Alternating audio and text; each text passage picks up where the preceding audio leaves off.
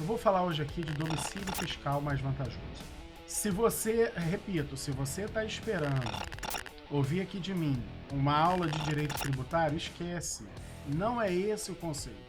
O conceito é uma aula de holding familiar com questões de direito tributário envolvidas, tá? E além de questões de direito tributário, vocês vão ver aqui que nós vamos ter outras questões, vamos ter uma multidisciplinariedade, tá? Tratando de outras questões envolvidas para ajudar as famílias nessa nossa batalha para poder levar a solução para que elas não precisem, os filhos delas, os herdeiros dessas famílias, não precisem passar pelo doído processo de inventário, tá?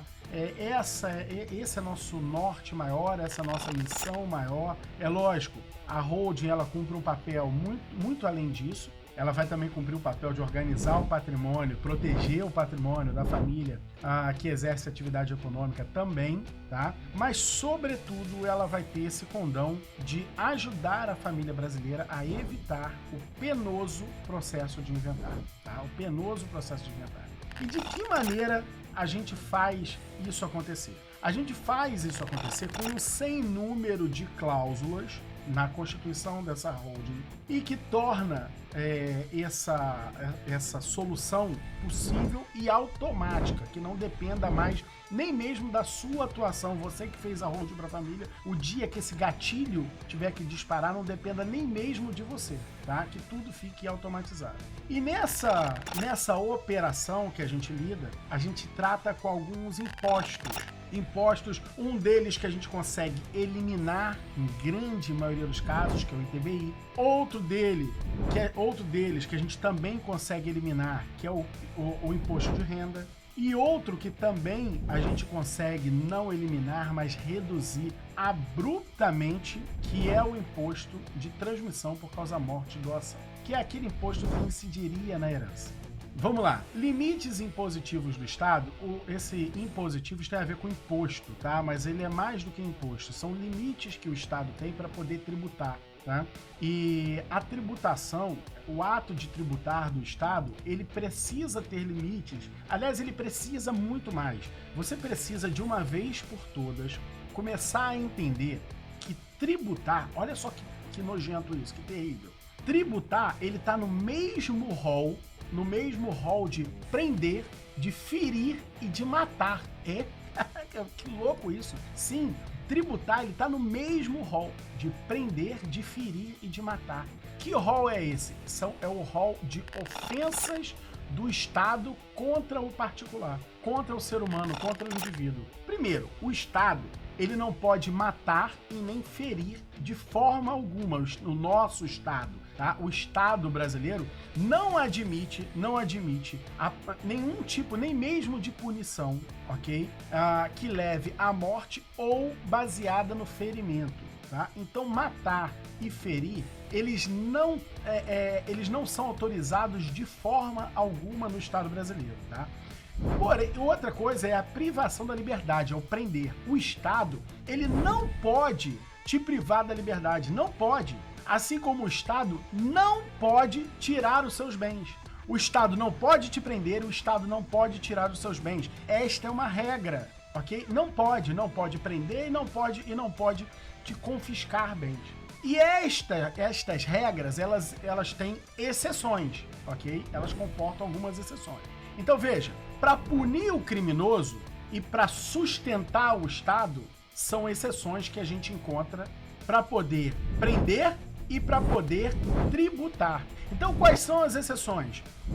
Ele punir aquele que comete crime, e aí você priva a liberdade, ok? E sustentar o Estado. Para sustentar o Estado, você comete outra ofensa contra o indivíduo, que é o ato de tributar. Veja, então o ato de tributar, ele é uma ofensa ao indivíduo, assim como a privação da liberdade. Por que eu tô falando isso?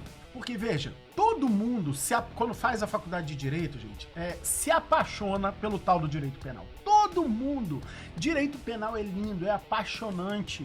Tá? Por quê? Primeiro, é dado desde o começo do curso. Desde o começo do curso. E é ensinado um conjunto de situações, um conjunto de regras que culmina num entendimento que o Estado, para poder cometer essa ofensa contra o particular, que é a privação da liberdade, isso é tão exceção, que só admite quando há a absoluta certeza sobre o cometimento do crime. Não é à toa que existe a figura do indúbio pro réu, ok? Do indúbio pro réu, do sempre entregar a dúvida para o réu, sempre.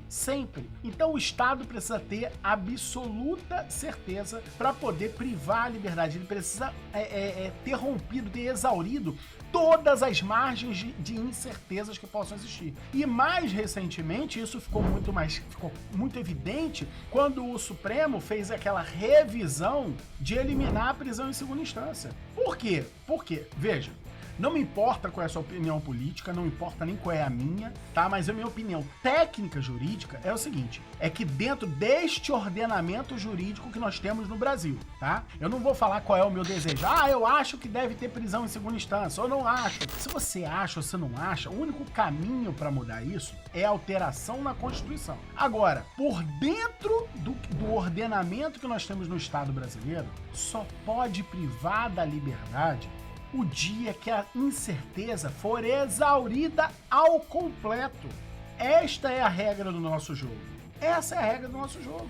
E o Supremo, interpretando a Constituição, na minha opinião, acertou. Se a Constituição muda, aí é outra história. Mas aí tem que mudar a Constituição. Isso não é o papel do Supremo. O papel do Supremo ali não era legislar. Então, na minha opinião, andou bem ali, do ponto de vista técnico, ok? Técnico. Então, veja, o Estado só pode prender se ele tiver absoluta certeza de que aquela pessoa praticou o crime. A mesma coisa deveria ser o tributo. O tributo só deveria ser algo possível na mais extrema e absoluta certeza de que aquela determinada situação é devida. O problema é que se criou uma mentalidade contrária. Uma mentalidade que fala assim, rapaz, isso aqui talvez o Estado possa não gostar e possa querer te tributar. Isso aqui a Receita pode não concordar. Então se criou um medo idiota e fundado numa compreensão muito equivocada do que é tributo. Mas tem um pouco de razão de ser isso, tá? Porque o tributo, ele é visto um pouco diferente. Porque diferente do crime, diferente do que acontece lá no direito criminal, em que cada pessoa que você prende, na verdade, o Estado gasta quando você prende. Além da necessidade do respeito ao direito do indivíduo, ok? Que é você só prender se tiver absoluta certeza, tem também uma questão envolvendo uma despesa do Estado. Que cada um que o Estado prende, o Estado gasta.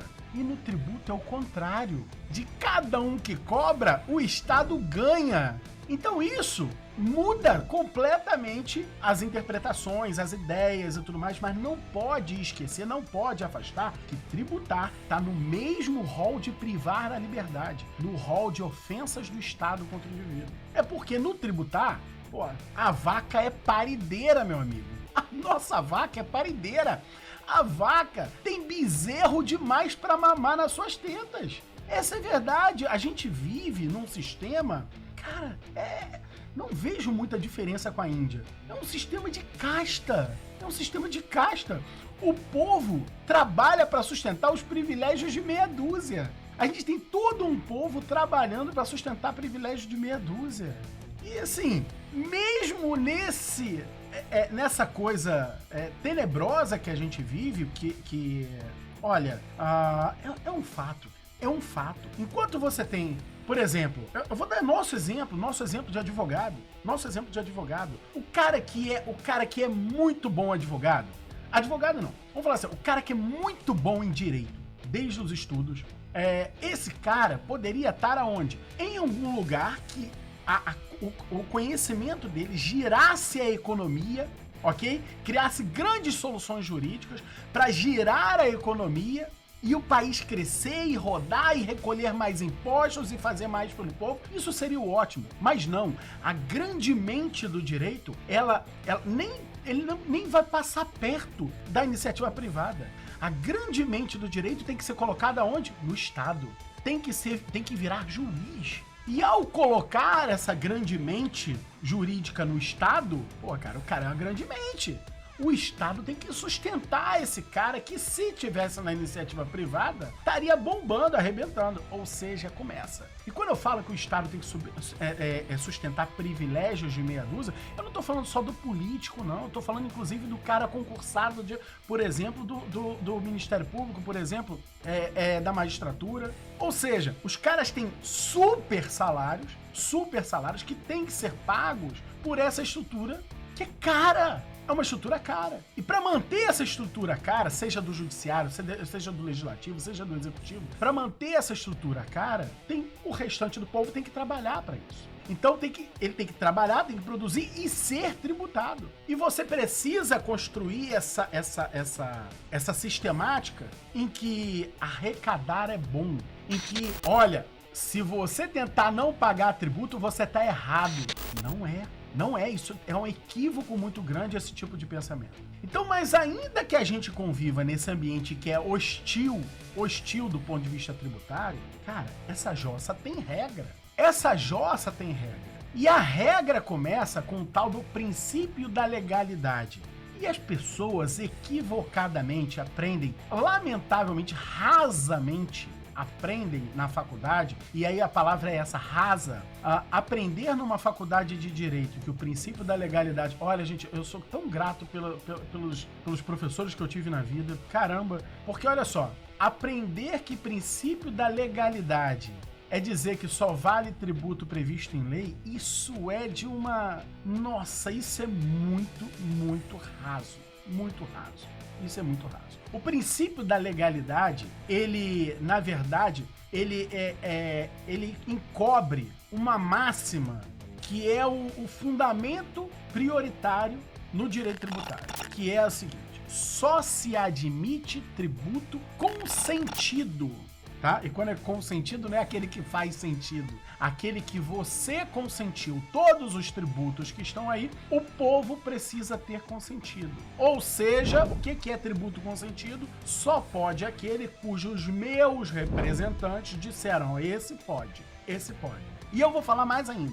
No que diz respeito a uma das modalidades de tributos, tá? Que são os impostos, além de consentidos, os impostos, eles devem estar vinculados a um anseio do Estado, a um anseio da nação, um anseio do país, e não ao anseio dos governantes, e não ao anseio daquela legislatura, ok? Impostos não podem estar vinculados a anseios de governo. Ele atende a um anseio da nação, do Estado brasileiro. E é por isso que só pode ter tributo que esteja previsto na Constituição. A regra é essa. Só pode haver tributo que tem previsão na Constituição Federal.